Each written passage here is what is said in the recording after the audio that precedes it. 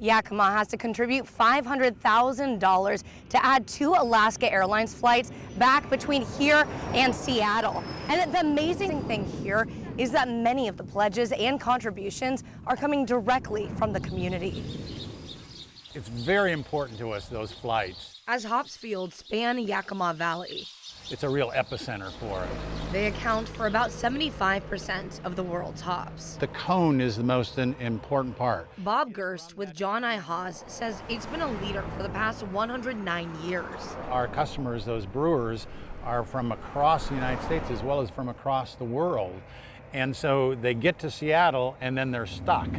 That's why an additional Alaska Airlines flight coming at the end of fall is so imperative. The extra flights helps remove the barrier of their getting in to make those selections.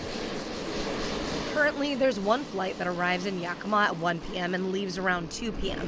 The new flights will leave Yakima in the early morning and fly back at night. So I think we're going to see a big uptick. You know, that early morning departure in particular, I think is going to be high demand. Getting the flights back wasn't free. The community was kind of perplexed. Why do we have to pay this money to get this flight back?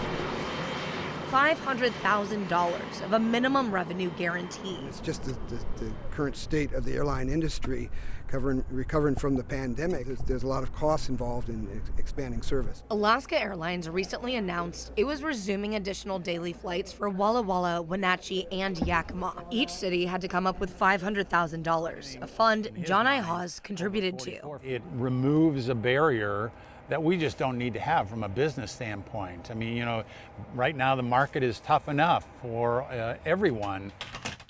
Not having any access to flights is a critical barrier. Jody Daly is the CEO of Comprehensive Healthcare. She's lost out on qualified employees because of Yakima's transportation desert. People want to be able to get places fairly easy. Comprehensive Healthcare pledged $25,000 to the fund that is now at $418,000. The city's contract with Alaska Airlines is 1 year. We've kind of been on message with the community.